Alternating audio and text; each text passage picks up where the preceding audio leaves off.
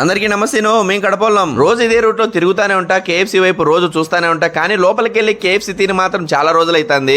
ఏదో ఒక రోజు లోపలికి వెళ్ళి కేఎఫ్సీ తిందాంలే అనుకుంటా అంట, కానీ ఈ రోజు మాత్రం అనుకోకుండానే ఈ రోజు కుదిరేసింది. ఇక లోపలికి వస్తే క్రౌడ్ కూడా చాలా మందే ఉన్నారు.